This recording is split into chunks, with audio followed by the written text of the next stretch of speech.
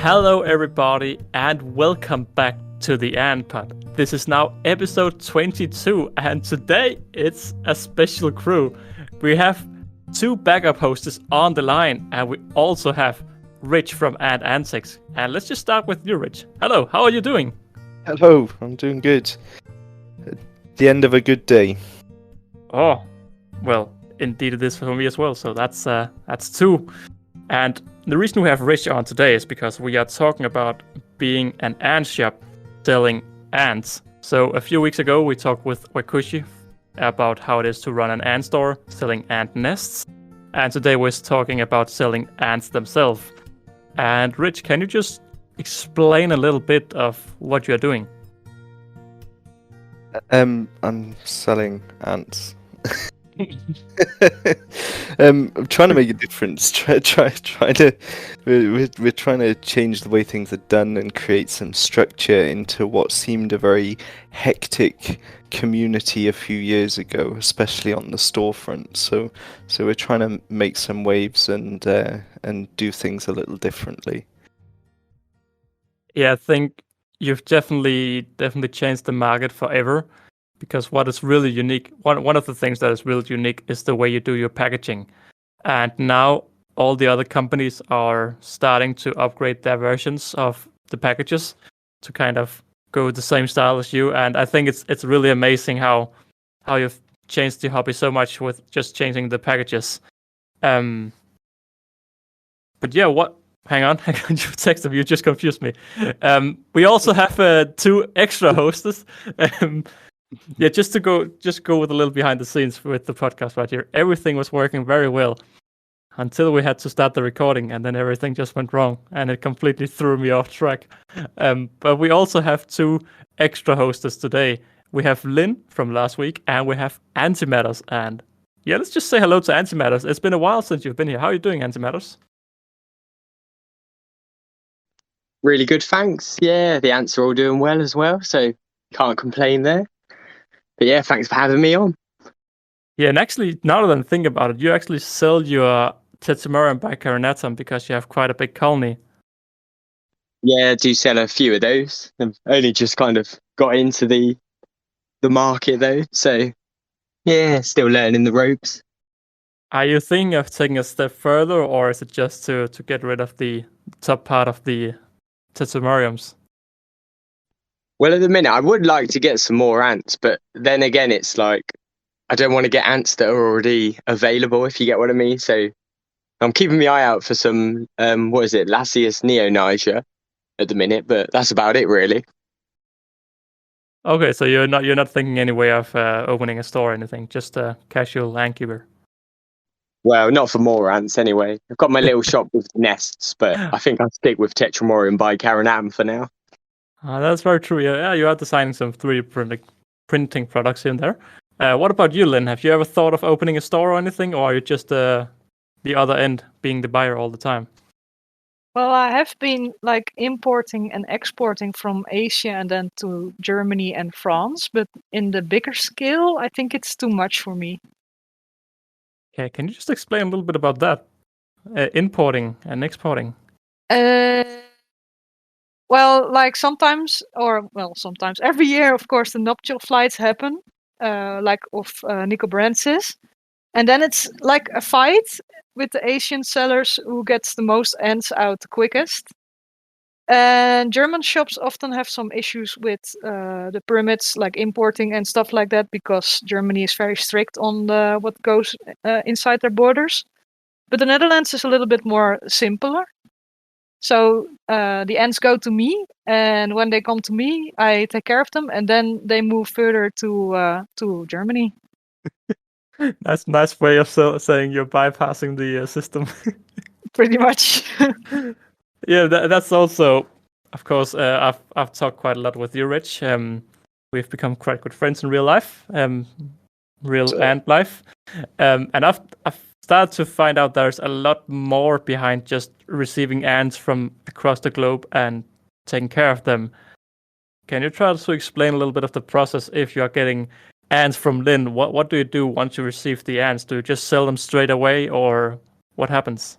Well, the initial problem you have is getting the ants, and the hardest thing is lining up ways to do that legitimately.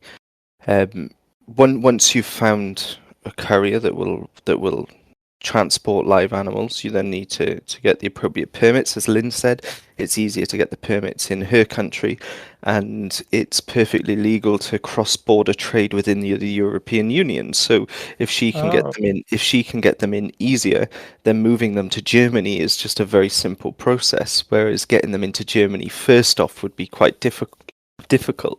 Whereas, clearly Lynn is doing it legitimately, and there's two kinds of seller, isn't there? There's the seller that just buys ants and hopes for the best, and then there's the seller that does it properly. But the problem is doing it properly is very expensive. Everything that comes into the country, into the UK, I can't speak for other countries, has to go straight to customs, and the boxes get opened and checked, and they check the paperwork is in there, and they check what you've said you'll be bringing in is actually what you're bringing in, and then it can be forwarded to you. And they charge you about £350 for the privilege. So your imports have to be big enough that you can absorb that cost among the ants. But then once they get to us, it doesn't end, does it? Because everything that goes into our store needs to go into quarantine. So we need to move it into a fresh tube, and then we need to put it into a quarantine, and then we need to check on it. And typically our quarantine's between 7 and 14 days between species. But receiving an order from wherever we're getting the order is a good full day's work for me and Sam, just to process it, bring it into stock, and deal with it, Yeah, and that's something again coming more and more behind the scenes that I really started realizing. I don't really whenever I bought ants before, they were out of stock, and then they were in stock, and then I could get them. But there's this whole thing going on behind the scenes. So when you are buying ants, are you often buying 1 colony or 10 colonies or 100 colonies, or how does it all work? It depends who and what species. Typically, we're spending between 5,000 and 7,000 euros a month in stock, and so that will be divided up between all of our sellers all over the world. Yeah, it depends. We put maybe 3,500 euros into Asia alone. Every month. So I don't know how that compares to other stores. I don't know whether that's a lot or whether it's nothing, or whether it's big or small. I don't know. I only know what we bring in. But yeah, so yeah, to some things, if it's a high risk, like we've got a new trade route that's opened up with Australia, and we thought we'd chance some bull ants, and the order arrived 2 days ago, and the bull ants didn't make it. And then you kiss goodbye to thousands. So sometimes it pays off, sometimes it doesn't. But I've kind of forgotten your question and gone off on a tangent, so I'll let you bring it back. No, I mean that's what we love. That's what I love, at least, when we just go different directions. But no, what I initially asked was, how many ants do you normally receive in such a package? In a shipment? Yeah. Jeez. Is it like 5, 10, 100, 1,000?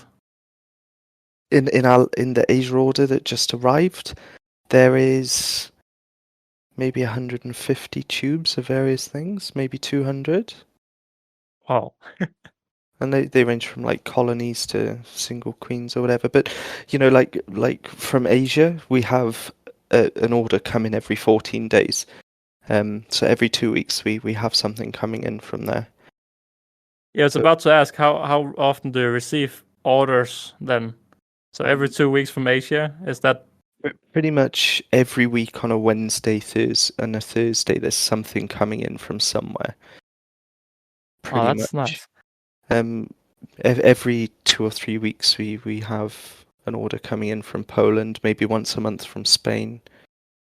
So how does it work with hibernation? And because the Australian species, I'm guessing that they are starting to fly now, if I'm not wrong. So yeah, do you get ants year around then? Yeah, so as they fly, well, we've only just started with Australia. It's a brand new trade route that we've opened, and we've only just started. But I assume that just as they fly year round, we'll be taking deliveries like we do with everyone else. Yeah, that's really interesting. Again, that's just some of the things you don't really notice when you just go to a website and just press order. But we have, as we always try to do, asked the viewers what they thought of. Have they ever thought of opening an ant store? And 8% surprisingly said, "I have an ant store." Oh And wow, that's 8% of 200 people. So 16 math. people have an ant store. Oh wow. Yeah, I don't know if that says something about my subscribers or what it says. Either way, 22% says they would like to order an ant store, open an ant store, and 47% says no, I just want to buy ants, and 24% says maybe in the future. So I don't know if it's just me, but after I saw Aesthetic start his ant store, I feel like a lot of other people started thinking, hey, maybe you can just do it. He did the whole 3D printing, and then I felt like the whole hobby also joined the 3D printing. I don't know if it was just me opening my eyes, but I feel Aesthetic have definitely made a way to show other people how, I don't want to say easy, but how simple it may be to enter the world of being a shop. I should imagine it would be difficult. It wasn't difficult to start. I mean, pretty nowadays anyone can make a website. Anyone can source some stock to sell. Where the difficulty for me comes, there's two fundamental things that I've done wrong. The first thing is I've become a legitimate entity. So we're a business, we're insured, we pay corporation tax, we pay PAYE and national insurance, we have staff. We have a business property, and we pay our rates on that as well, our business rates, like the taxes that the councils charge. So we've got all of this system in place that unfortunately it means that we have to make minimum amounts of money to be able to exist, because if the bid levy guy comes in at the end of the month and we haven't got the direct debit to pay him, he isn't going to care if it's a quiet month. Now, a lot of people will frown upon that, but really real innovation happens when everything's on the line and you've got everything to lose. So if Antics doesn't make sales, they're coming for my house. And I think it's really important that everything is there. I'm all in. I'm invested 100%. And that means that I'm always going to be thinking of something new and something different and trying to improve things to stay one step ahead of everybody else. And that brings me on to the second problem. The second problem is that I've opened a business in something I love. That's categorically the worst thing anyone can do. You should never open a business because you love what you do. You use a business to generate money to spend on what you love doing. And I've done it backwards. I've opened up a business that's my hobby. And I love ants and I love working with them every day. But because I'm emotionally connected to every queen that I have, it creates some judgment call problems that shouldn't really be made sometimes. And yeah, that's the second problem. I shouldn't have started a business in the thing I love doing. Actually, some really good insights, especially the first thing you said, where you have a lot more on the line. I feel like everything's on the line. Everything. Yeah, I feel it's a lot the same with as I'm just sitting here making videos once in a while to put out on YouTube. But you often see these YouTubers just go all out to drop out of their education and go all in, and that just gives they need to do much extra to stand out from all of the rest, which builds a nice name around them, or sometimes enough, and sometimes they fail. But it's definitely an interesting way of looking at it. I've never thought of that. Nobody ever got anywhere by not taking a risk. So I could have kept it how it was in the early stages, and we could have just had a nice piece of tissue paper in the box, and we could have carried on doing it with me in my home office, keeping the ants in the garage. But I very quickly decided that that wasn't the route that I wanted for Antics. I wanted something above board. I wanted it. When I first got into this game, everything felt so seedy. It felt so backstreet, almost like you're doing something wrong, with all these websites out there that you can't phone anyone. You don't know where they are. There's Gmails as their email addresses. There's if you go into distance selling regulations in the UK, pretty much every website I ever looked at was breaking the law with distance selling regulations by not having information on the site that should be.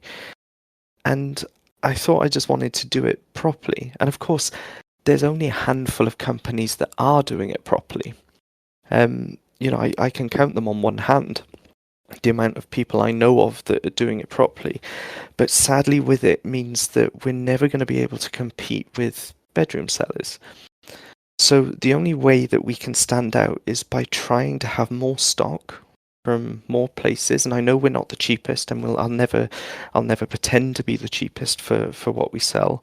But I like to think you get a quality queen, you know what you're getting, and you get it done right, And yeah, I'm sure there's plenty of people out there that get upset because we might charge this and they can wholesale them for that. But a lot of people forget you might pay a fifth of the price wholesale, if you went yourself to Asia. But you've got to ship it and you've got to take the risk, and chances are it's going to be an illegal import, and we absorb all of that risk and we pay staff to care for these queens.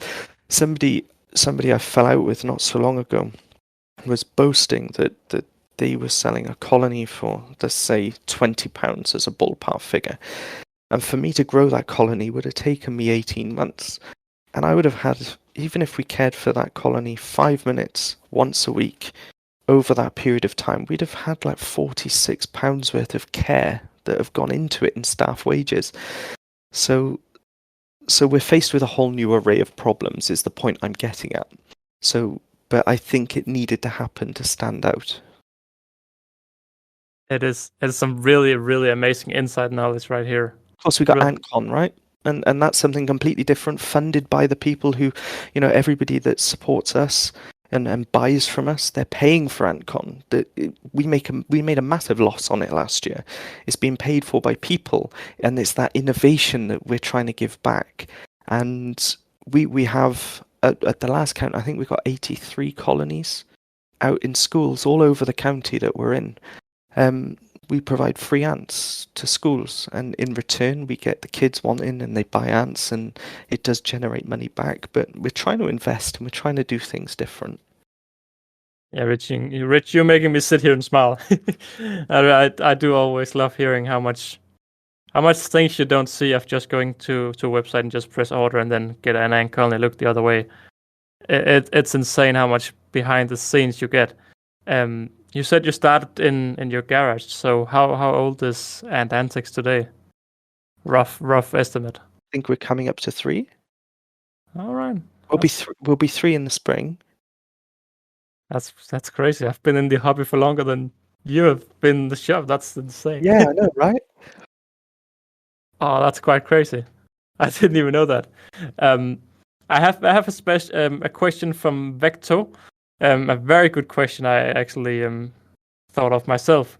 She asked, how do you manage to store? How do you store and manage all the ant colonies so you don't mix them up? We use very, very simple Braplast tubs. And in the Braplast tub, we line it with acoustic foam, the spiky bridge stuff. Yeah. And then everything gets put into its own box in its tubes. Obviously, that doesn't work with a lot of things like Tetrapanera and Harpignathos and all of those kinds of things, yellow crazies, all of that kind of stuff needs its own individual tubs and tubes. But for the most part, if it can be stored in a test tube, it's in its own tub within a viv that's temperature controlled. So, but how do you then have stickers saying what species is inside, or is it only one species inside the tub, or? We used to, when it was just Sam and I, we never used to label tubs at all. Because you Oh. take a look and you just know what species was in there, because you know every species you stock inside out. But since we've got Matt, since Matt joined the team, it dawned on us that new people need a little bit of help to learn. It takes time. So now everything has a label on it. Every tub has a label with what species is inside. Yeah. And have you ever mixed up the species then, or have it just been under control? Yeah, I have a few times. The thing that I mix up all the time is Palladula and Caspitum. So Fidole, Palladula, and Tetramorum Caspitum, the queens to me look pretty identical, and I've never got my glasses. And there's a way you can tell by the gap between the gaster and the thorax that makes it more obvious. But I mix them up all the time. But I've got a Sam with young 19-year-old's eyesight to fix it. Only when they're fresh queens. Once there's workers, I'm fine. Just as fresh queens. Yeah, I was about to say because the workers are very different, right? When I mean, they're fresh it's- queens, I Yeah. make mistakes. And sellers, when they're importing stuff, we're lucky because it has to go to customs. It all has to be blocked and it has to be labelled so that customs say, "Oh, you're bringing in 100 tubes of that. I count 100 tubes. They all look the same. Brilliant." But yeah, if they didn't do that, so especially with new species, I'd find it pretty difficult. Yeah, I'm guessing you're seeing a lot of different species at store. There's another question I've also always wondered. Makasa, I never know how to pronounce the name, asked, what happens if you don't manage to sell some colonies? If they just get large and costly, do you just put the price down, or what happens if you don't sell them? This is a tough one, see. And obviously I'm only speaking as a business, so I'm not your typical ant store. I don't know what a typical ant store would do. As a business, we have to weigh up the cost with everything. So we have to weigh up the investment we make to the return we're going to get, and that can never fall into a negative balance, ever. Because if you do that, you're losing money. So you do have to weigh that up. But with clever ordering, it never happens. We order little and often. So that's why we're bringing orders every 14 days, because we're never overstocking on stuff, because we never need to. And if a colony does start growing big, it's usually because we want it as a display colony, so we've kept it for that reason. Or we can sell them to other stores. We can ship them back out, we can donate them as displays for the schools and things like that. But at the moment, it's never happened. I'd love to have some big colonies to sell, but they sell out too fast. I guess it's a lot like milk. You buy, and before it goes bad, Oils, yeah. Yeah, you buy small portions to make sure you don't get too much. Yeah, that's what we do. We just buy enough. If we know we're going to sell 10 queens on average, for a given month, we'll order 10, and then if we sell out, they can wait till the next order. So I'd rather run out of stock of things more regularly, and of course it makes good sense to run out of stock, doesn't it? Because it creates demand for things. Businessman. Yes, I'm the wrong person for a podcast, aren't I? Because although I love ants, I love them. This is my hobby. This is everything I want to do, and I absolutely want to give everything I have to this hobby in this industry. At the same time, I am a businessman, and I'm kind of always going to be slightly vested. I mean, it makes sense. Like we discussed before, you've gone all in, and there's another stake at risk. And it's not the bed. I like how you called them bedroom sellers. That's a term I haven't heard before. I don't mean that derogatory. No. I don't mean that as like a negative thing, and I don't want that to come across that that's my way of like devaluing someone, because it certainly isn't. Because this country is built on people on small sellers and independents, and I love the innovation and the way that they work, and and the majority of them are buying stock from us. Certainly a lot of them buy stock from us, but yeah, it's that I think there is two different kinds of business within the sector. And you in the same way, walking down your street, you've got your convenience stores, and then you've got your massive supermarket chains. And I'm certainly not saying I'm the massive supermarkets chain in the ant world, but what I'm saying is that we do things a little bit differently. We have a business, we have a shop, we have a place people can go and see the ants and buy them and choose the queens they want. So our overheads are always going to be a little bit different. Yeah, again, it's just different. You're on a different level than you have some different stakes at risk. So it makes sense you have gone a different route. I don't mean we earn any more money because we're spending it all on the wrong stuff.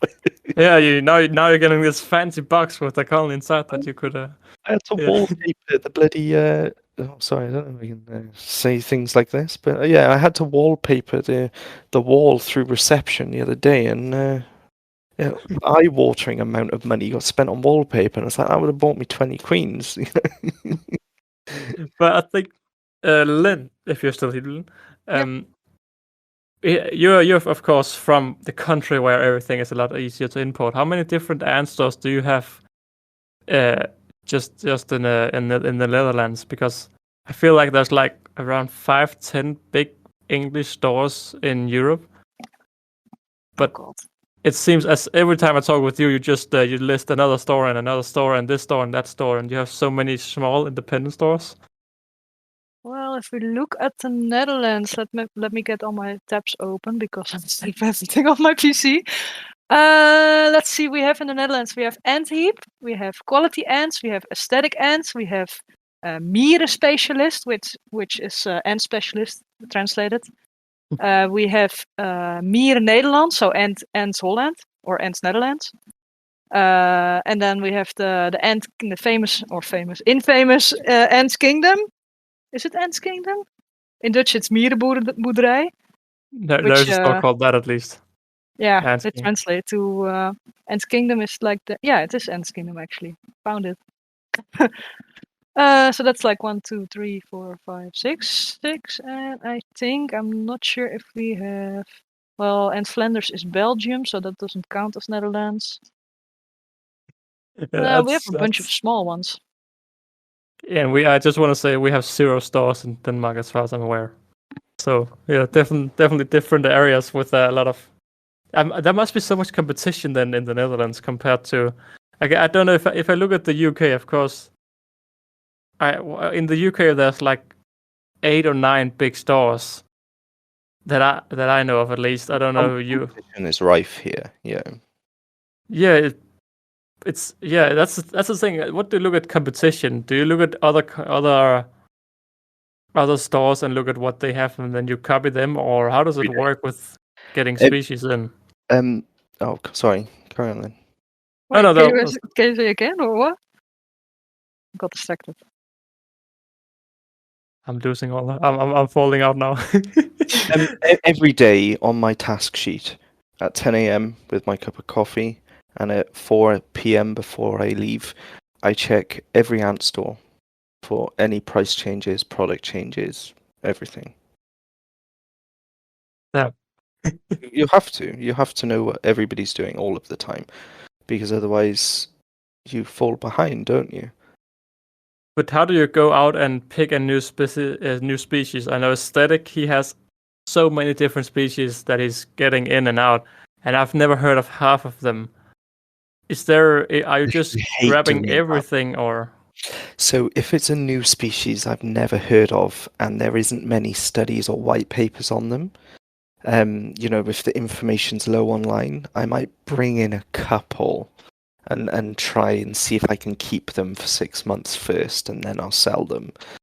But I don't like doing that because the risk increases, and you need to be able to know something about a species to be able to keep them. But mainly my buying decisions is based on what I like, on what I think is cool. Maybe that's Yeah. a wrong way to go about it. But if I think something's cool, I'll pull it in.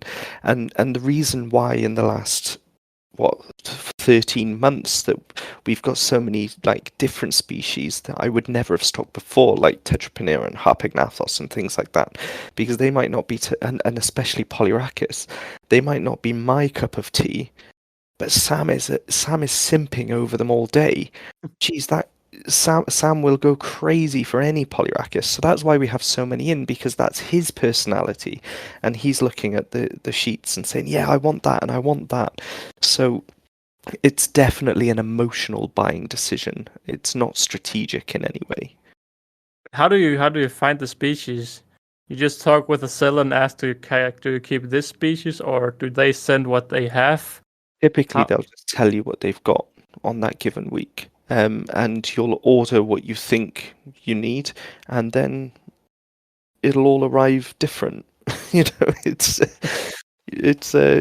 there'll be a big pile of tubes labeled Armata in the box, and they're not Armata at all. So you have to figure out what they are and how to care for them. But yeah, mainly it's just what they have on that given week. Oh yeah, I also do remember a funny Carabara story. You ordered some Carabara, if I'm not all wrong. They were all Affinis. I ordered Diversa, and they all arrived Affinis. I said to the guy, I said, you know, you've sent me the wrong Carabara. And he's just like, you asked for Carabara, I send you Carabara. Okay, I'll sell them, but Oh yeah, yeah.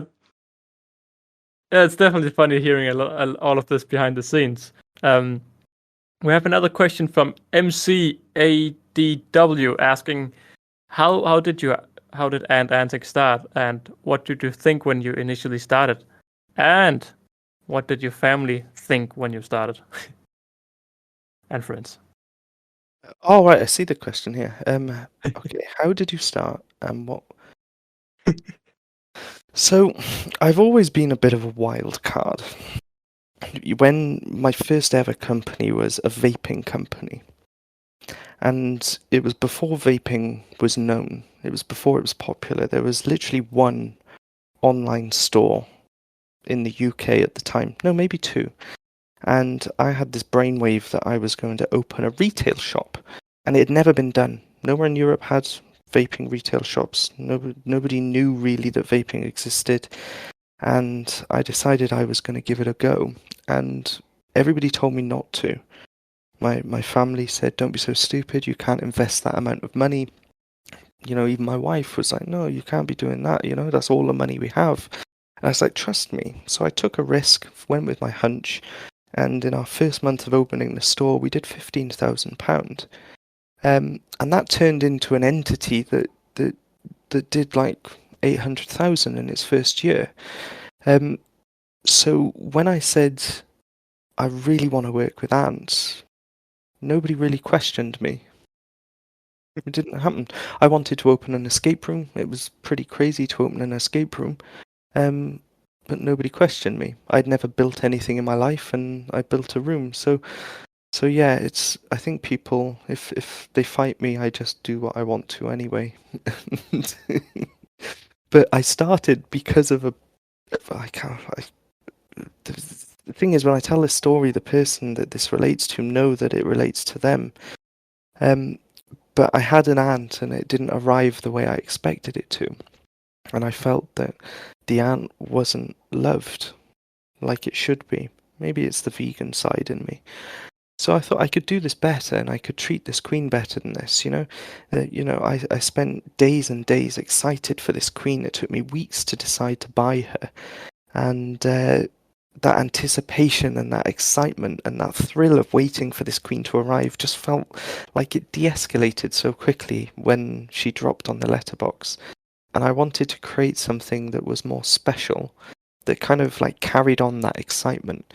And even when times are hard now, and when I'm having a bad week or a bad day, I remind myself why I do this. And I do this because somebody out there has excitedly waited, decided on a queen, and they're waiting for her to arrive on their letterbox. And I like to think that I keep people excited. So yeah, that's how it started, and how it reacted. Nobody really reacted. Like I said, I'm a bit of a wild card with my business decisions, so nobody really questioned it.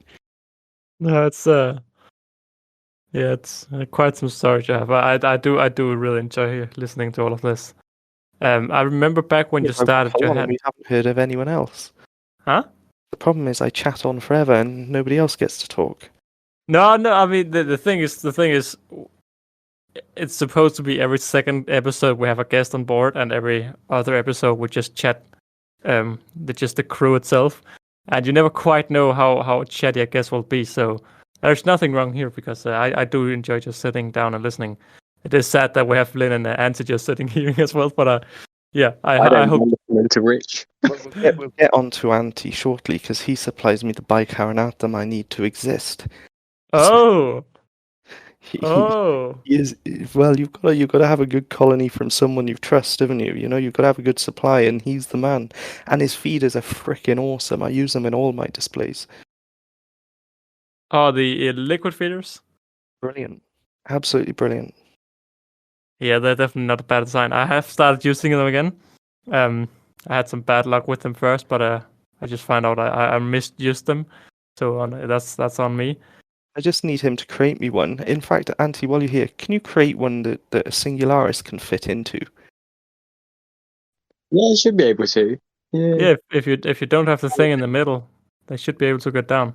Oh yeah, I can just take out the core. Yeah, it's just for like the little species, that is.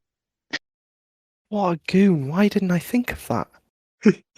Yeah, so for those who don't understand what we're talking about, Antimatters have developed this little cup with a little lid where the ants can go down into the cup and drink from the water. So that's quite hard to imagine. Rich, I remember when you started, you had this whole pick a queen. Is that still something you're doing? Oh yeah, it still happens. Oh, can you explain? Can you explain that thing? Service. So for a penny, because Wix doesn't let me do anything for free on the site, but for a penny, somebody can order a queen, and they add that to their basket with the queen, and I send them 3 different queens in pictures, and they can choose the one they want. So usually, you know, you pick one that's dead on what they asked for, and then you put one with a cheeky bit of extra workers in, and one with a cheeky bit of extra brood. And you know, you like to see what people choose, and they pick their queens, so they're involved in the process and they feel like they've had a say. That service is extremely popular with collections.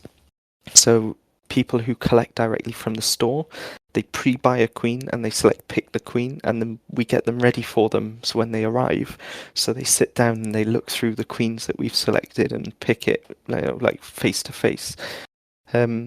How many people do that? Around about 30%, I'd say. Wow, that's a lot. It's a lot. Yeah, it's a lot of photos. So we've got like pre-saved messages that we send out to people saying the next 3 emails you're going to get are going to be pictures. You need to message us back with your order number and A, B, or C, so that, you know, just try and limit the amount of confusion that can happen. And then the other thing, of course, we do is the hibernation service. And what's that? So people can buy colonies from us but not receive them right away if they're in hibernation. And we'll keep them to the end of hibernation completely free of charge. And for a few pounds, we'll send you a picture of them every time we check on them. But not everyone has the means to hibernate their colonies. We also hibernate colonies for customers, but obviously you've got to bring them to us, and it's locally people seem to do that, where we allow our incubators for customer colonies to hibernate if they can't do it in their own homes, and they usually fill up by the beginning of November. They're all gone. We've just got no space left. I can't lie. I have said this before. I really enjoy just sitting here. There's so many things going into Antics. It's just crazy how many things here and there, and all of these small bits and bobs. If there's anyone we did have, I think it was 28% said they wanted to start a shop in the future. Is there anything you want to say to them if they are thinking of just starting a basement seller, bed seller? Is there any tips and tricks? Well, you've got nothing to lose, right? Except money. Yeah, but money's just money. You can earn money back. You as long as you're doing it for the right reasons, and you're gonna bring something and make a difference. Everybody dreams of working with what they love, and if you can earn a little bit of money out of your hobby, or enough to pay for your hobby, or hey, they could turn out to be a massive store. But unless you give it a go, you're never gonna know. You know, I think we see a lot of people start. I couldn't even tell you how many ant shops have opened and closed since we came. Yeah.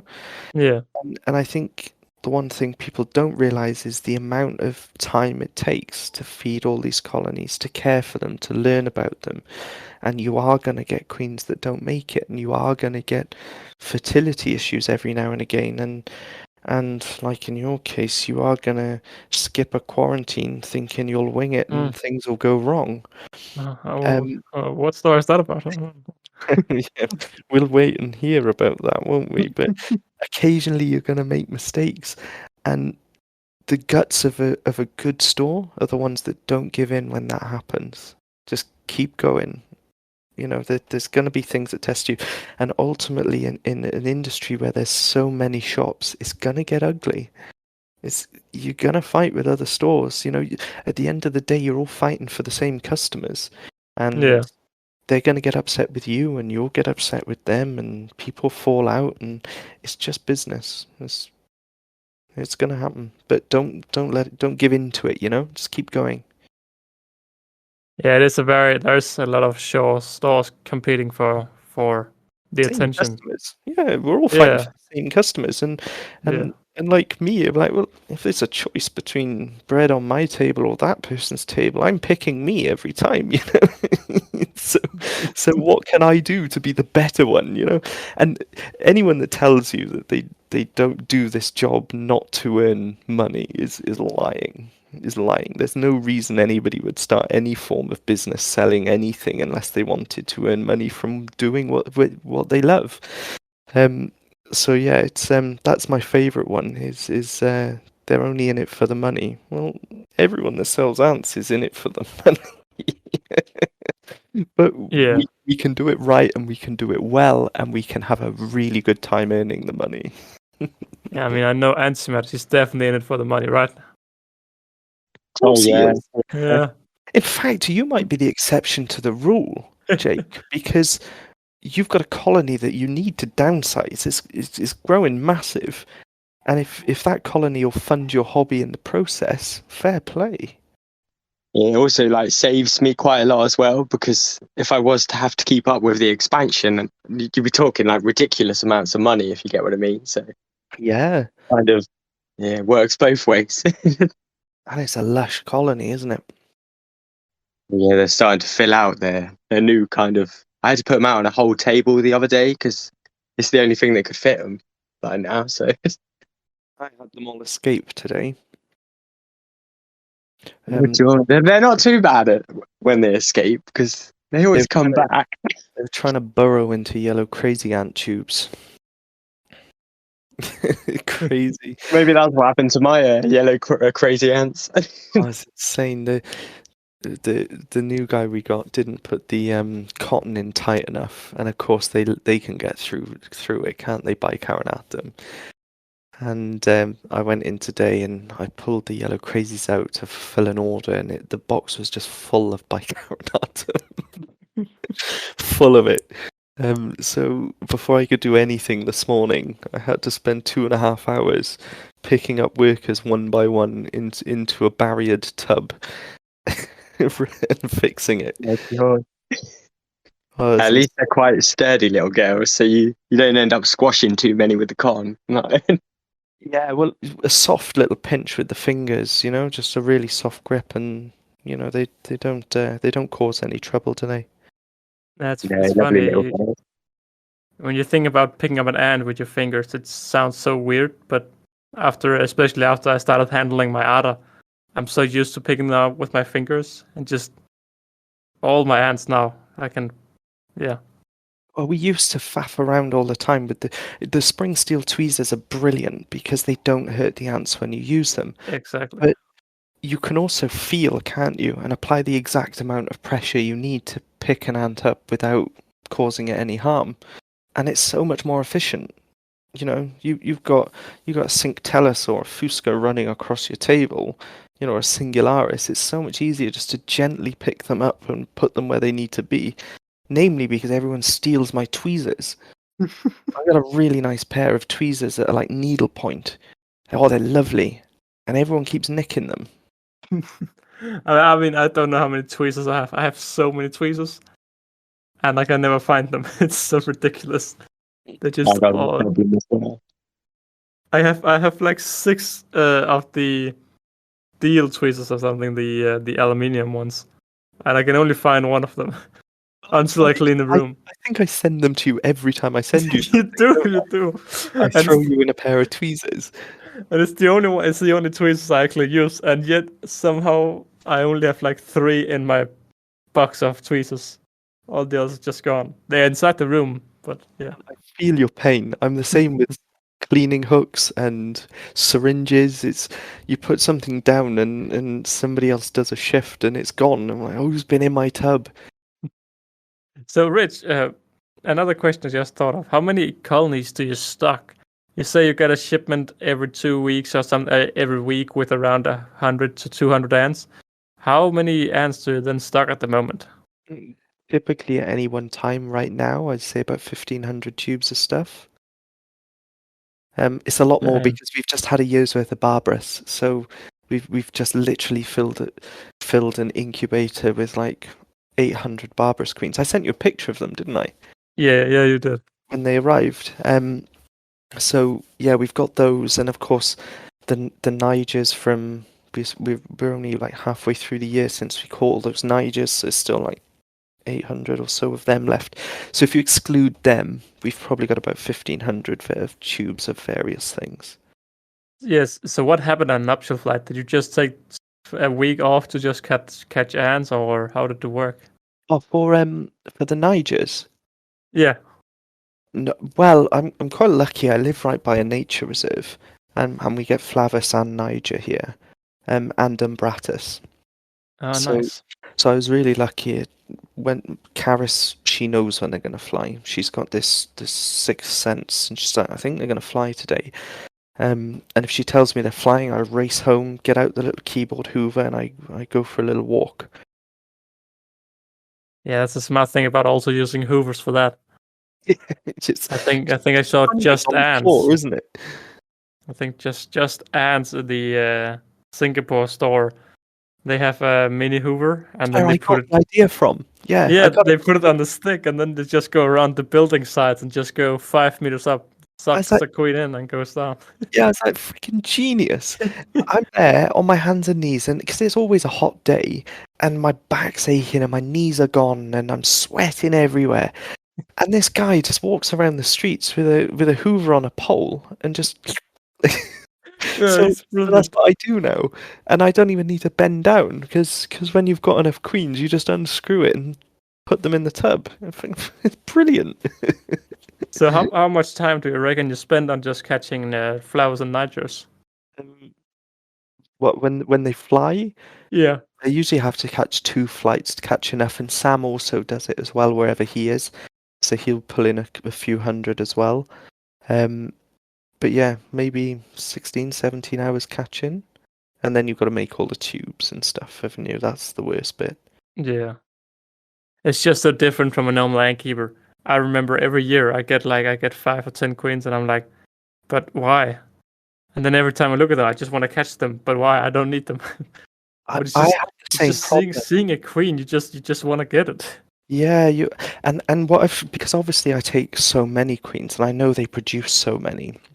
But I've tried, like walking, so when I know they're flying, I'll walk half a mile into the reserve, just collect from there. And I know it's not going to make a difference because they go up in the sky, but in my brain it does, But yeah, you just clear an area, don't you, and then move on. And Yeah, Oh, but that's the thing. My fiance, she's like, oh, you can't just take them all. They not all of them. But there's millions. there's established colonies all over the place. Trust me, they won't survive if I don't catch them, because there's so many colonies. Yeah, they're fully established and mature colonies everywhere. Yeah. You know, I did a I find my calculation, but I actually looked into this. The chance of a queen after a nuptial flight getting to an established colony at 5 years old, reaching maturity, and it was like 1 in 40 million. The odds of a single queen making it. Wow. It was That's absolutely. amazing. I will find. I actually did look into it, and I will find. But the odds of a single queen making her first year was like 1 in 180,000 making it to 12 months old. But it makes sense. It makes sense. There's so much competition and so many different things that can hurt you. Yeah, it was honestly, the numbers were staggering on how few colonies actually make it to maturity. Well, I mean, it's not surprising. It was just a crazy high number. But then But everywhere you look, there's Niger colonies, isn't there? So, yeah, and those there's colonies are not going to allow other ones to pop up within its territory. no, and there's spider webs, and there's human, and there's cars, and there's birds, and all of these different insects that are eating the. There's so many enemies, Yeah. and even the founding chamber. I mean, I have had so many queens that haven't gotten the first generation of workers. So many things can go wrong, so it makes sense. Yeah, that's why they produce so many, isn't it? Yeah,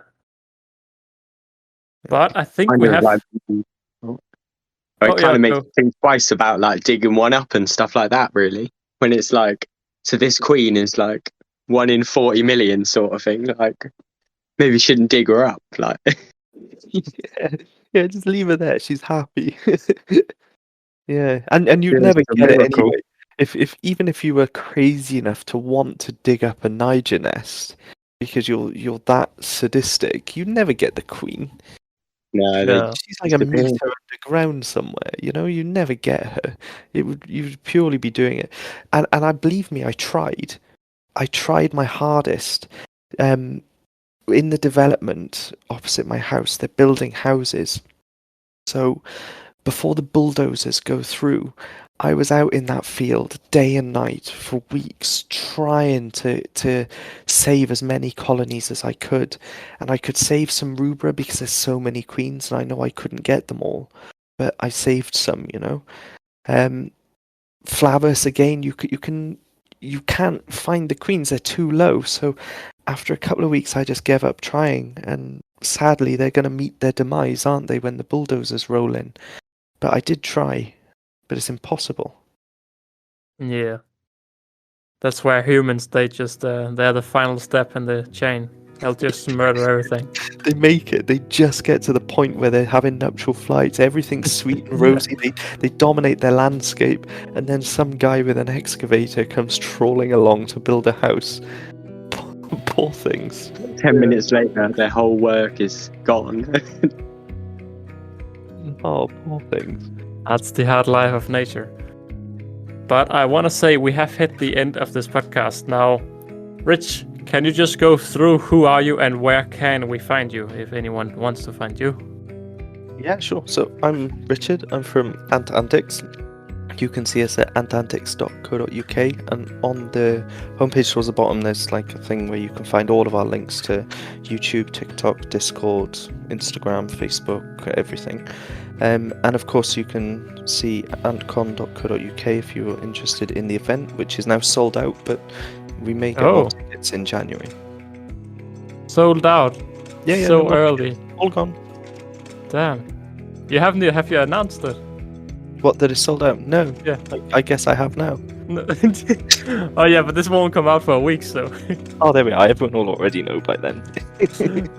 Wow, damn, that's insane. Wow, yeah. Those people that got their tickets and took the hunch should feel pretty happy now, because the emails have already started coming in saying, "Please, can I come?" And I'm like, "We just don't have room. I'm sorry."